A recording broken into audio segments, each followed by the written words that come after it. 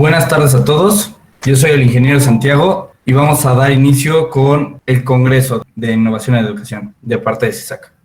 Para iniciar les pedimos mantengan la cámara y el micrófono siempre apagados a menos de que el ponente les indique lo contrario. Mantendremos el chat abierto para que todos puedan hacer preguntas y les pedimos se limiten a solo hacer preguntas, ya que al final habrá un momento donde se van a poder responder todas estas y el ponente se las pueda aclarar. Muy buenas tardes tengan todos ustedes. A nombre del Centro Interdisciplinario de Estudios Superiores de las Américas y el Caribe, queremos darles la más cordial bienvenida. Nosotros somos una universidad que tiene como propósito ofertar programas de posgrado en línea y actualmente nos hemos dado a la tarea de implementar una serie de cursos y capacitaciones externas con la finalidad de compartir el conocimiento de todos nuestros docentes y el personal de la institución. Es por esto que en esta ocasión CIESAC se congratula de tener 6 ponentes de talla internacional con la finalidad de compartir una serie de conocimientos e investigaciones que ellos han hecho en cada una de las áreas a las que se dedica. Agradecemos a todos los que nos acompañan su participación por medio del chat de comunicación y queremos de alguna o de otra forma dejar este mundo en mejores condiciones de como lo hemos encontrado. La labor de CIESAC es una labor de compartir conocimiento y es una institución educativa que se ha puesto como misión trabajar con una serie de valores institucionales. Agradecemos a todos ustedes su presencia y damos inicio. Buena tarde. Bienvenidos a todos, mi nombre es Carmina Picasso, soy la coordinadora académica de CIESAC y tengo el honor de presentarles y darles una pequeña semblanza de nuestro primer ponente. Él es el doctor Alfredo Steve Sherrington Rodríguez. Es licenciado en Psicología, maestro en Calidad y Neuroprevención, maestro en Administración de Negocios y actualmente cursa el doctorado de Neurociencias, Negocios y Neuroeconomía. En el ejercicio laboral se desarrolla en las áreas de psicoprevención, seguridad y programas de salud mental ocupacional, al igual que intervenciones e emergencias en el ámbito público y en empresas privadas. Es emprendedor, socio fundador de Neuroseguridad Laboral Neuro 4B. En el ámbito universitario es jefe de la carrera de la Escuela de Psicología en la Universidad de Villa del Mar. Es integrante del Comité de la Sede de Vinculación con el Medio. Es líder de equipos de primeros auxilios, psicólogo y dedicado a la prevención de suicidios en estudiantes universitarios. Realiza investigación en tecnologías 4.0 para la seguridad y bienestar con el uso de neurofeedback. Participa en simuladores para la toma de decisiones de inteligencia artificial y tarjetas de estimulación de control, de estrés, de ansiedad y comunicación eficiente, liderazgo en crisis. Todas las tecnologías para que la inteligencia humana permita un mejor trabajo. Es bombero, rescatista y psicólogo de emergencias por más de 20 años, con experiencias en diversos desastres. Él ha vivido el dolor, pero a la vez la experiencia de ayudar a otros en este terreno. Luego de años de experiencia e investigación en estos momentos, se encuentra desarrollando herramientas neuropsicolaborales para el comportamiento seguro y eficiente que conjuga dos ámbitos: hacer bien lo que no te gusta y programar de mantenimiento mental para industrias e ingenierías. Pues le damos la bienvenida al maestro Alfredo. Gracias por estar con nosotros. Muchas gracias, bienvenidos. Un honor estar presentando junto a ustedes. Y lo que vamos a ver, o lo que les voy a presentar en estos 25 minutos, hace referencia a una historia. Les voy a contar una historia porque todavía estamos en este proceso de analizar los datos, de sorprendernos con lo que podemos hacer. Luego de la pandemia, acá en Chile volvimos al mundo presencial y una de las cosas que comentaban muchos profesionales de las distintas áreas, no solo en la educación, es que amaban su profesión, pero estaban cansados, estaban agotados. Algo pasó, algo había que generaba cansancio. Los datos mostraban e indican que hubo problemas en la salud física y mental. Podemos ver claramente los estudios y que de alguna manera promueven también que es necesario desarrollar, y resaltaban la importancia para que se abordaran los factores de riesgo y los factores de protección. Algo había que hacer. En ese sentido, nosotros tomamos ese desafío en la universidad y hemos llegado a esta siguiente historia. Hemos desarrollado un programa de bienestar para un grupo que a veces no era muy considerado, que eran los funcionarios, las secretarias, la persona que se encarga de encender el data, la persona que se encarga de que las redes funcionarias, y los académicos. Este programa fue desarrollado y es desarrollado por la Universidad Técnica Federico Santa María, que se especializa fundamentalmente acá en Chile en las áreas de ingeniería. Lo desarrollamos y es lo que vamos a mostrar hoy día un poco para transferir y motivar cómo podemos aportar desde algunas líneas innovadoras a los programas de educación, no solo para que los estudiantes reciban una buena educación, sino que también para que exista un ambiente y existan ciertas capacidades de bienestar en nuestros funcionarios y académicos. Para eso nos basamos en el modelo de Design Thinking, entendiendo que queríamos desarrollar un producto, unos servicios, y que cuentan con las 5 etapas, desde el empatizar hasta el testeo, hasta las pruebas. ¿Cómo nos fue? Para empatizar utilizamos un sistema de inteligencia artificial, analizamos narrativa a través de preguntas abiertas de nuestros funcionarios y docentes, y fundamentalmente aparecieron 3 conceptos. Uno, que había un agotamiento. Se planteaba que la pandemia, pasar por el mundo y el aprendizaje virtual y volver nuevamente al mundo presencial, les generaba agotamiento, tanto físico como emocional.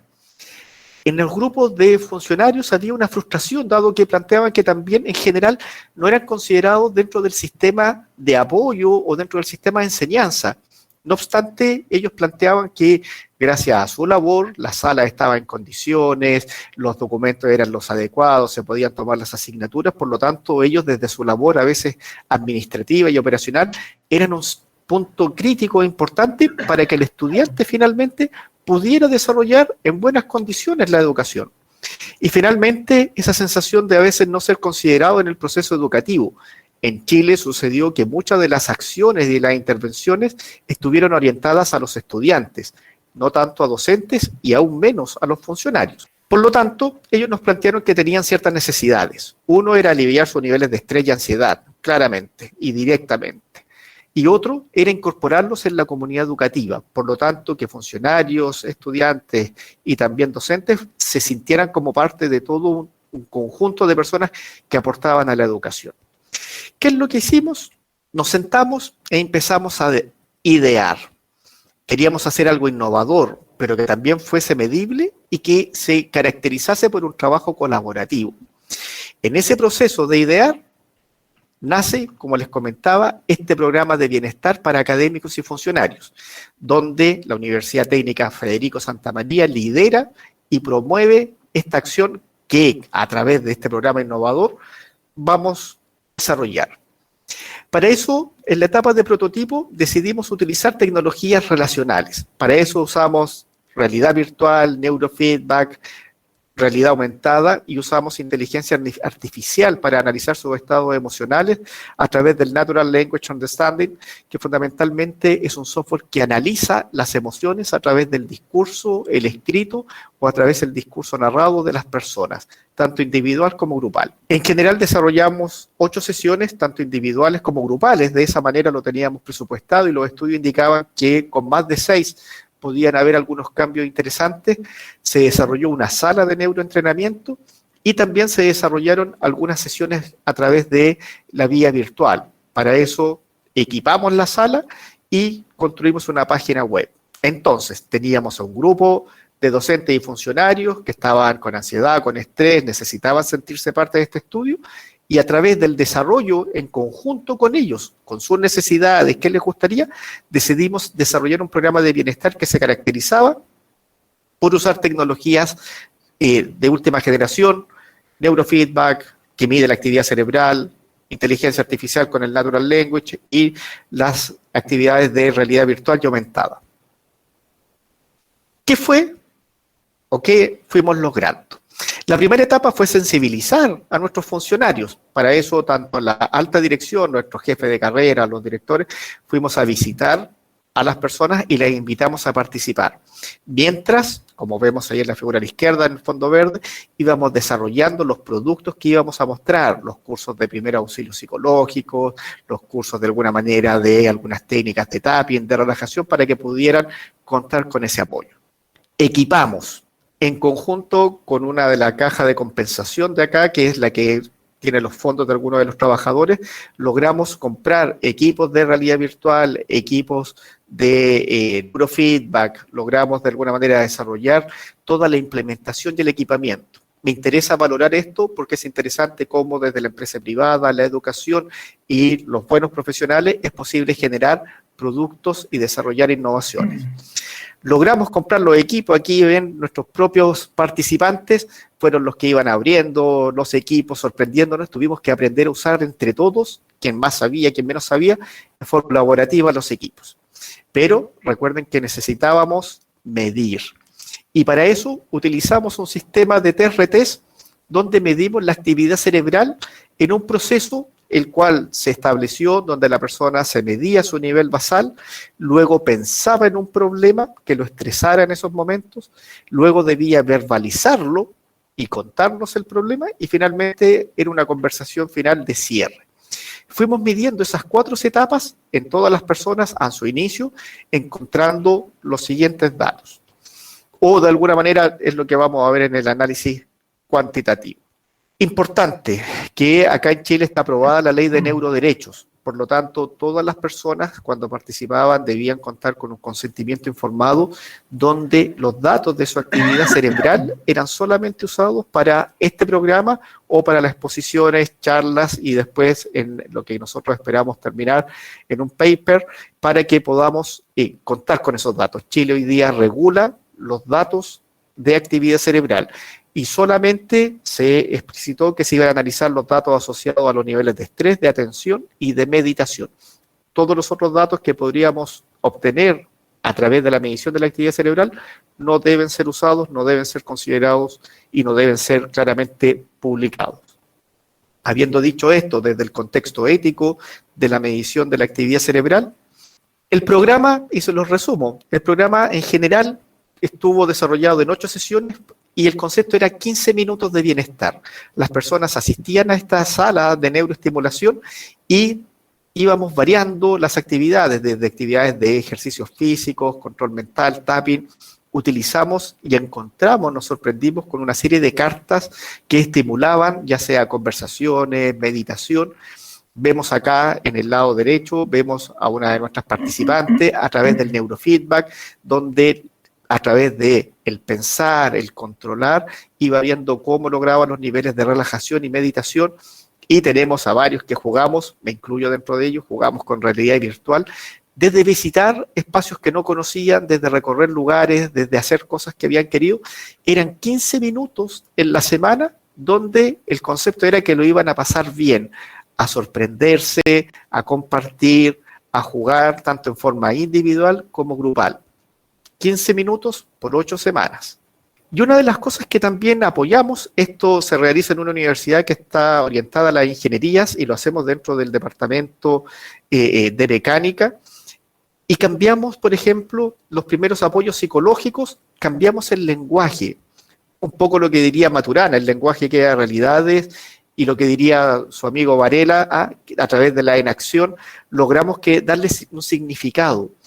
Y, por ejemplo, las etapas que tienen los primeros auxilios psicológicos las adaptamos a su lenguaje. Entonces, por ejemplo, en la etapa de la escucha activa, les preguntábamos a ellos si un ruido en el motor significaba algo y nos decían que sí y que podía estar fallando.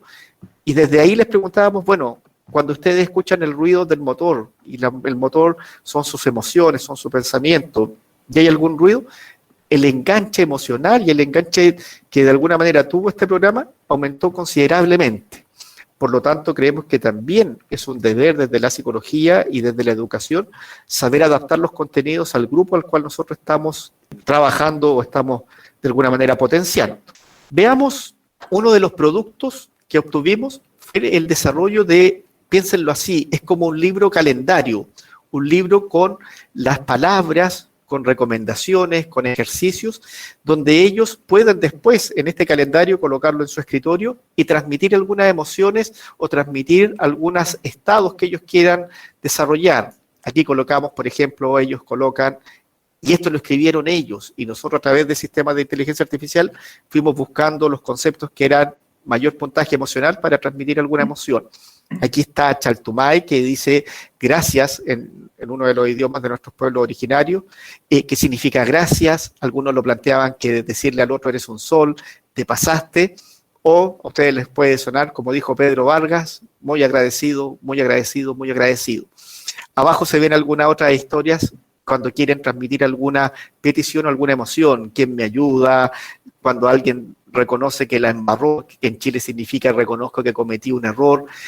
Hoy no soy proactivo y reconocen su estado basal ese día. Pedirle a alguien para conversar. Y en general, una serie son 40 frases y 40 ejercicios que se desarrollan en este calendario que se les va a entregar a toda la comunidad en los próximos días. En general, los datos al 16 de junio, piensen que esto está totalmente actualizado. En promedio, las personas participaron de entre 5 a 8 sesiones. Desarrollamos 15 minutos individual y cuando hacíamos las sesiones grupales, en general estuvimos en promedio 1 hora y media. La necesidad de conversar, de compartir, de ayudar al otro y de pasarlo bien se notaba en esta extensión de los tiempos. En general, la mayoría aprendió al menos 10 técnicas o 10 ejercicios, los cuales considera uso de realidad virtual, el tapping, el neurofeedback, el uso de las cartas, y en general eligieron 3 que para ellos, tanto con los datos cuantitativos del neurofeedback como por su experiencia personal, subjetiva, sintieron que habían sido los más relevantes. Comenzamos con 10 participantes y finalmente hubo 8 participantes que completaron todo el proceso. Veamos datos. Medimos inicialmente su nivel de atención. Al revés, esto es un electroencefalograma y el electroencefalograma mide, en este caso, el nivel de atención que tuvieron antes de comenzar con el entrenamiento y en la última sesión con las siguientes características. Las personas, si ustedes ven acá, la línea azul es el nivel de atención. Cuando las personas nos fue contando su estado basal, después nos fue contando su nivel de estrés, después nos fue contando conversaciones y en algunos casos posterior debió desarrollar entre que cuenta la historia de estrés, debió desarrollar una técnica de relajación. Los resultados muestran, insisto, la línea azul es la pre, sus niveles de atención eran mayor, fíjense en algunos puntos llegaban a los niveles máximos, acá pueden ver. Por lo tanto, cuando conversaba antes, si lo planteamos así, su nivel de atención al vivir la situación de estrés, al vivir esos momentos, era máxima. Lo cual, si lo vemos y lo pensamos como si esto fuera un motor, después de un par de minutos el motor se recalentaba por estas situaciones de estrés y eso provoca un desgaste. Lo que logramos es que después de 10 sesiones, trabajando sus temáticas de estrés, el nivel de atención al pedir el ejercicio basal, al recordar el estrés, ahí está la situación cuando recuerda el estrés, o la situación que lo estresa, logramos disminuirla. En otras palabras, logramos que para el mismo evento el nivel de energía que gastaba su cerebro fuera menor en los niveles de atención. Ahora la pregunta, ¿es o no significativo? Aquí estamos viendo un caso, dado que tenemos que publicar todo el resto, y lo que vimos fue lo siguiente. Hicimos el análisis de pruebas TRT y encontramos que el P es significativo, ¿cierto? Acá lo pueden ver, en menor a 0,1, lo cual indica que la actividad frente al mismo evento antes de las pruebas y post pruebas tiene un nivel de significancia importante, menor a 0,01, y los datos muestran lo siguiente. La atención pre en promedio era 72 en una escala de 0 a 100, 72,8 en este ejercicio que duraba, insisto, no más de 3 minutos, donde la persona contaba, pensaba en el estrés, lo relataba y después en el post pensaba en el estrés, lo relataba y realizaba el ejercicio de meditación o de autocontrol que ya habían aprendido en las técnicas y logramos bajar a un nivel de promedio, ¿cierto?, de 51. Por lo tanto, mostramos que en algunas de las personas el la actividad cerebral finalmente acompañada a una actividad de relajación o de alguna manera de autocontrol emocional, disminuía sus niveles de atención. En otras palabras, teníamos un motor que se recalentaba menos. Aquí pueden ver el mismo gráfico para que vean un poco cómo fue la variación dentro tanto del promedio como por sus cuartiles y las medianas con respecto, y por lo tanto el análisis desde los niveles de atención provoca cambios significativos. ¿Qué pasó con la meditación? La meditación sería fundamentalmente aquella capacidad de relajación. Mientras más alto el puntaje, quiere decir que la persona está más relajada. Mientras más bajo el puntaje, quiere decir que la persona está en niveles de alta tensión. Tenemos nuevamente la línea azul, hace referencia al nivel de meditación, al nivel emocional, y vemos que en las primeras instancias, de alguna manera, voy a volver a marcar, que en las primeras instancias el nivel de relajación es menor en la etapa previa. Eso quiere decir, en términos simples, la persona está más tensa. Si conjugamos los datos anteriores, una alta tensión con una baja relajación, eso es lo que se considera un estado de estrés. Aquí tenemos posteriormente con la línea naranja que el estado emocional, el nivel de relajación frente a su situación de estrés, si bien, fíjense, aquí recuerda la situación de estrés, sigue siendo estresante, pero en estos momentos comienza su proceso de actividad de relajación y logra nuevamente transformar este evento estresante, lo transforma nuevamente en un evento de relajación, y el conversar en ambos casos permite una situación de generación de bienestar. Nuevamente nos preguntamos, bueno, y estas gráficas en los datos duros, ¿hay algún impacto significativo? Y los resultados nuevamente nos muestran que el nivel de significancia sigue siendo alto, menor a 0,01, y logramos, o lo voy a decir logramos entendiendo el equipo y las personas dentro de su trabajo semanal, lograron que frente a la situación de estrés, recuerden que mientras más bajo el estado emocional, quiere decir que la persona está más tensa, está menos relajada, logramos que pasaran de 55,4 puntos promedio a 72,1. Eso quiere decir que la persona vive la experiencia post-entrenamiento de una manera más relajada, probablemente con mayor nivel de autocontrol. Veamos la gráfica, ¿cierto? Y tenemos cómo los niveles de meditación son más bajos, por ende está más tenso, está más nervioso, su cuerpo lo vive de esa manera, su cerebro lo vive de esa manera como tenso, y logramos, y lo digo con mucho orgullo, que una persona logre vivir, no es que quitemos las situaciones de estrés, sino que logre vivir y recordar sus situaciones de estrés con una experiencia que emocionalmente sea más de alguna manera positiva y que permita claramente mayores niveles de autocontrol. Fundamentalmente, si resumimos, nos dimos cuenta que en general el conversar es capaz de ayudar como una de las técnicas básicas del cerebro, pero si aplicamos alguna técnica, alguna herramienta de relajación, de meditación, de uso de realidad virtual, de neurofeedback, que fueron las técnicas que usaron las personas para, a la hora de contar su historia de estrés, lograr mantener estos estados emocionales, el cambio es significativo. ¿Y qué es lo que logramos con que las personas estén más relajadas? Bueno, logramos que fundamentalmente el desgaste psicoemocional en su ejercicio laboral, en este caso de funcionarios y de docentes, de académicos, sea o tengan la posibilidad de que sea más autocontrolada y que vivan la experiencia de bienestar. Los datos a nivel mundial muestran que un buen bienestar es capaz de generar mejores relaciones, de percibir mejor las necesidades del otro, y en ese sentido los estudiantes contarían con un staff de soporte tanto académico, administrativo y operacional que está en mejores condiciones para cumplir las funciones del aprendizaje y de la enseñanza.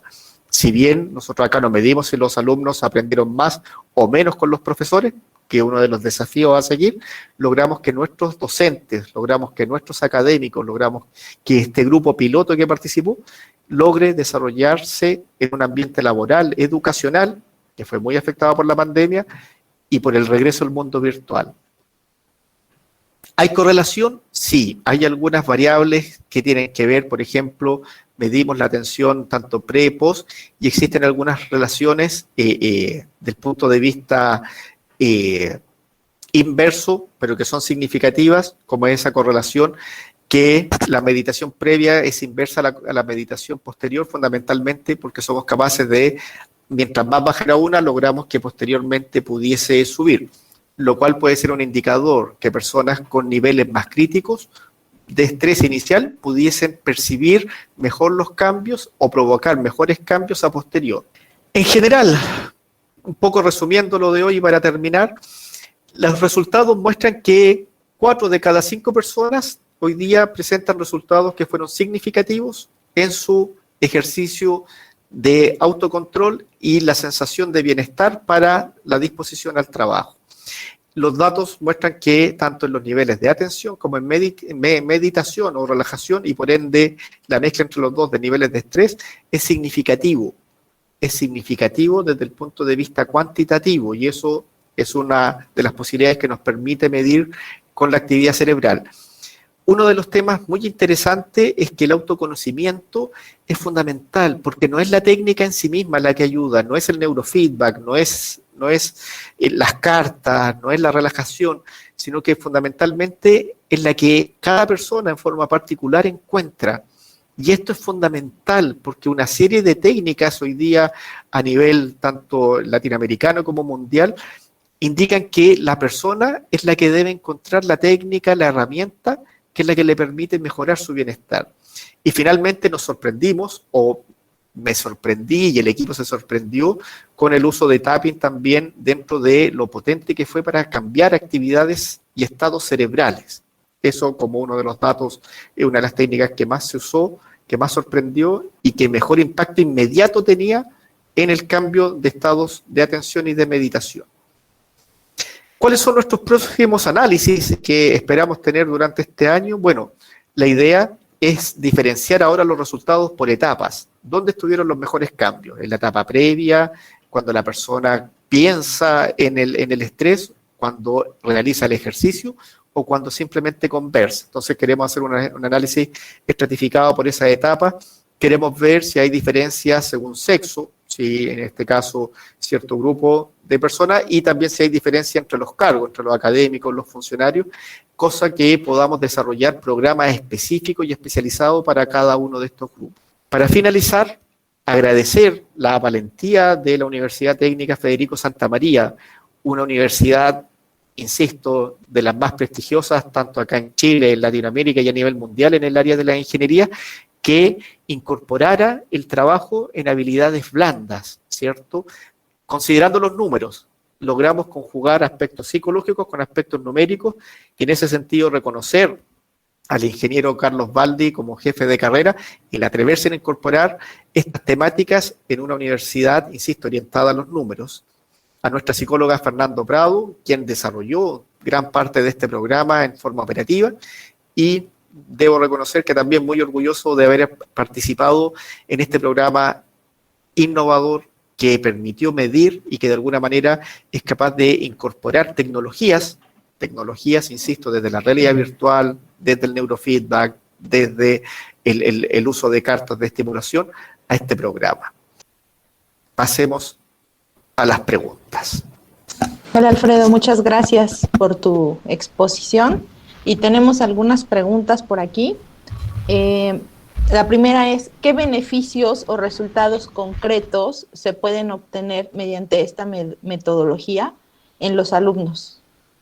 Fundamentalmente los alumnos van a recibir a un profesor o a un funcionario que está con mayores niveles de bienestar en su trabajo.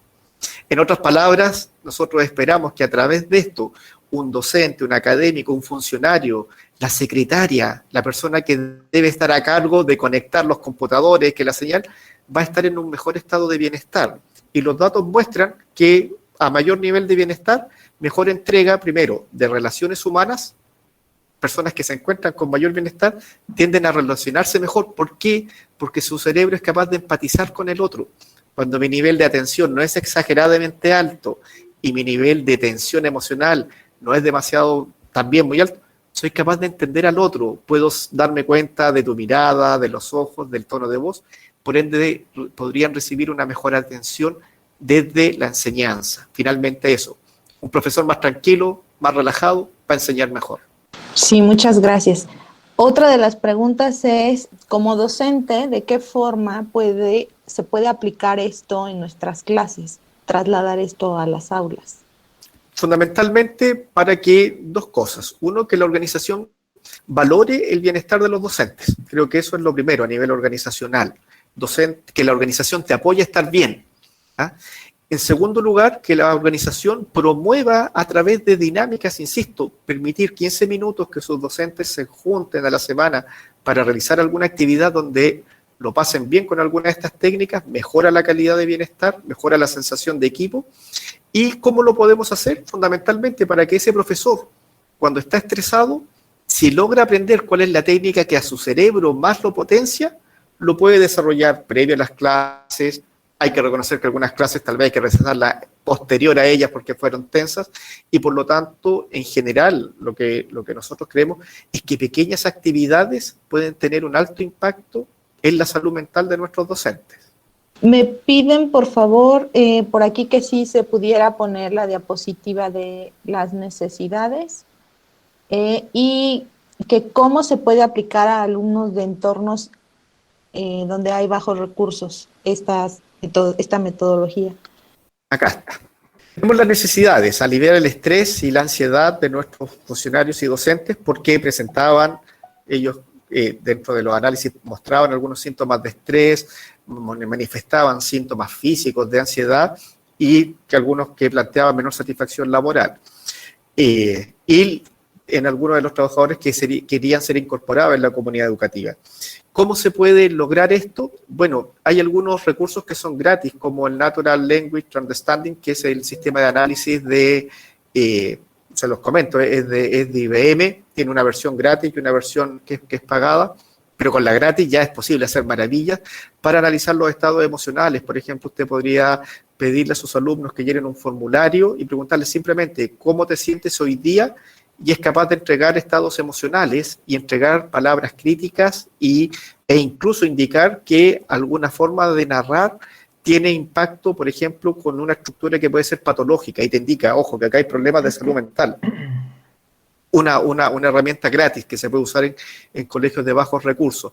El tema de las cartas, si bien uno las puede comprar, las cartas de juego emocional, se pueden practicar o se pueden hacer y en general son de bajos recursos. Piensen que una carta de esas debería costar aproximadamente, estoy pensando en dólares, debería costar $50 un mazo y que se puede usar y reutilizar todas las veces y pueden jugar varias personas y eso en general pudiese ser una inversión menor. Tal vez los equipos de realidad virtual, que en general un equipo hoy día está costando entre $600 aproximadamente, más toda la implementación de los software, pudiese ser un equipamiento más costoso, y también así los equipos de neurofeedback que pueden costar alrededor de, en general, $500 hasta $2.000, dependiendo de la cantidad de sensores. Pero, como te digo, primero, que conversar, juntarse a conversar de cómo están, es gratis. Es gratis. Y eso es una de las necesidades y eso es algo que hay que promover en nuestras organizaciones educacionales. Espacios para compartir. Espacios para compartir. Y creo que esa es una de las grandes inversiones. A veces creen que las personas están perdiendo tiempo cuando conversan. Y nosotros hemos visto que promover espacios de diálogo, espacios de conversación, espacios de saber cómo está el otro, tal como en los primeros auxilios psicológicos, es una de las mejores inversiones en salud mental para cualquier tipo de organización, incluyendo las áreas de educación. Muy bien, y aquí tenemos otra pregunta. ¿Las actividades antiestrés tienen un mejor resultado aplicadas en un mayor tiempo? Los datos muestran que nosotros que con 5 o 6 sesiones ya lograron el objetivo, que ese fue más o menos el promedio. Lo que los datos teóricos y los datos empíricos muestran que en general después de 8 a 10 sesiones ya se adquiere el hábito. Por lo tanto, la curva en general de crecimiento se estabiliza Se estabiliza porque ya estás tomando cierto nivel. Después hay que hacer cada vez un esfuerzo mayor para ir pasando a otras técnicas de autocontemplación, de meditación plena, o, por ejemplo, en lo que es el uso de realidad virtual, nos dimos cuenta que, claro, las primeras sesiones generaban un estado de bienestar maravilloso, porque era algo además nuevo. Después de 3, 4 sesiones ya estaban preocupados por los detalles, cómo logro pasar de etapa, cómo logro visitar otras cosas, quiero vivir otras experiencias, pero en general, insisto, la curva en nuestros datos y lo que dice la teoría es que aproximadamente con 5 a 6 sesiones las personas ya empiezan a experimentar cambios. Ok, muchas gracias. Por aquí hay otra pregunta. ¿Qué estrategias proponer a los alumnos para mejorar su rendimiento en su formación académica y evitar el estrés en ellos y que se desanimen en su aprendizaje? Si tú me preguntas, lo que hemos visto es que el tapping o ciertas secuencias, ¿cierto? Cuando uno tiene un problema, se quita el sudor. Si tenías pena, te secan las lágrimas. Y si la pena era mucha y generaba mucho llanto, te secas debajo de la nariz, te sacas todas las cosas que puedan salir. Esa es una secuencia que disminuye el estrés. Yo debo reconocer, a mí me sorprendió ver la actividad cerebral, como a alguien le hacíamos pedir que pensara en su evento de estrés, hiciera esa secuencia, y era increíble cómo el estrés disminuía cerebralmente. Cerebralmente el cerebro se reparaba, porque esa zona activa las zonas que tienen que ver con la habitación del dolor. Y otras, por lo tanto, había otro ejercicio que era potenciar el estado de ánimo, que es que cuando uno está contento, uno se abraza, ¿cierto? Uno se toca en la parte carnosa de la mano. Cuando uno da la mano a alguien y te aprietan ahí, tú sabes si la persona es confiable o no es confiable. Tocarse varias veces en forma agradable da la sensación de que alguien te estuviera dando confianza. Y una de las que yo también me sorprendí porque no la conocía, es el hacerse cosquillas uno mismo, que es una de las cosas que uno no puede hacer. Uno no se puede hacer cosquillas, pero el abrazarse debajo de la axila o estimularse debajo de la axila es una de las zonas más íntimas. La gente común te puede abrazar por encima, pero solamente la gente que es de tu confianza te abraza por debajo de la axila. Estimular esa zona en nuestro cerebro da la sensación de confianza y de estar en un espacio saludable. Yo debo reconocer, e insisto, no conocía alguna de estas técnicas y también fue mucho de aprendizaje, cómo esa técnica, desde lo neuropsicológico a nivel cerebral, para quitar el estrés o el dolor, la secuencia ceja, ojos, nariz, y para estimularse, abrazo por arriba, abrazo por abajo y la palma. Muy bien, muchas gracias. Y también por aquí nos preguntan si las sesiones de arteterapia puede ser una opción dentro de estas actividades aplicadas a los alumnos. Sí, yo creo que es ahí donde está lo interesante. No hay una que sea mejor que otra, porque teníamos doctores en el área numérica de las ingenierías y que ellos estaban fascinados con el tema de realidad virtual. Eso fue lo que a ellos les generaba ese bienestar, no lo conocían. Y teníamos a otra persona con un nivel de educación desde el punto de vista operacional, ¿cierto? Era la persona que enciende y apaga los data, habían otros ingenieros, donde a ellos les encantó el meditar, el mindfulness, practicar algunas técnicas. Entonces lo importante no es la técnica. Y cuando tú dices arte terapia, yo me imagino haciendo eso y viviendo la experiencia, y ya es emocionante el conocerla, pero fundamentalmente insistir, no hay una técnica que sea mejor que otra en sí misma. La técnica, si tú me preguntas, finalmente tú terminas encontrándote con una técnica. Y tener programas que te permitan usar tecnologías y usar técnicas también más ancestrales, creo que ahí está lo potente de esto. Ok, muchas gracias. ¿Alguna otra pregunta? ¿Alguien más? En el chat son todas las que había. Muchísimas gracias, Alfredo. Doctora Arlene, gracias. Doctor Antonio, gracias a ustedes por la invitación y espero que, insisto, si logramos que nuestros docentes, funcionarios y en general toda la comunidad se sienta un poquito mejor en su estado de bienestar, estamos claros, las emociones son las que finalmente determinan cuánto aprendemos. Muchas gracias. Me preguntan ya nada más por último si ya está publicada esta investigación. No, estamos terminando con los últimos datos y nosotros esperamos poder publicarla, o por lo menos enviar la publicación en el mes de, habíamos dicho en agosto. Estamos construyendo, estamos con los últimos datos, estamos sorprendiéndonos todavía con lo que aparece. Entonces, ustedes saben, pero no obstante nos pueden escribir y de alguna manera también apoyarlos y guiarlos en algunos datos. Muchas gracias, Okay. Alfredo. Alfredo, te agradecemos a nombre del Centro Interdisciplinario de Estudios Superiores de las Américas y el Caribe la charla, plática que nos has aportado con una gran cantidad de datos para muchos de nosotros nuevos e interesantes, con algunas técnicas también valiosas, ¿no? Que creo que podemos poner en práctica ya, desde ya. Nuevamente, muchas gracias. De manera virtual te hacemos entrega un diploma. Sí, en cuanto tengamos oportunidad, pues lo haremos de manera presencial. Gracias a todos por su participación. Tenemos una plática, bueno, más bien una recomendación de la licenciada Brenda, y nuevamente, Alfredo, pues continuamos en esta labor de CIESAC, y te agradecemos nuevamente tu plática. Buena tarde. Adiós, muchas gracias, doctor, que esté muy bien. Muchas gracias, doctor Alfredo. Muy interesante su ponencia. Pues antes de continuar, quisiera hacer una mención. El día de hoy les estaré enviando una liga con nuestra encuesta de satisfacción de cada una de las ponencias. Muy importante, por favor, que nos ayuden a responderla, puesto que con esos datos les enviaremos su diploma de participación.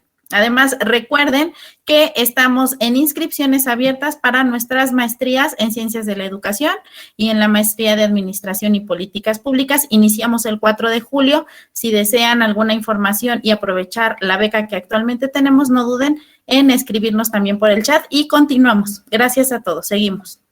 Agradecemos a todos su asistencia. Ya le acaban de poner en el chat de Meet el correo del doctor.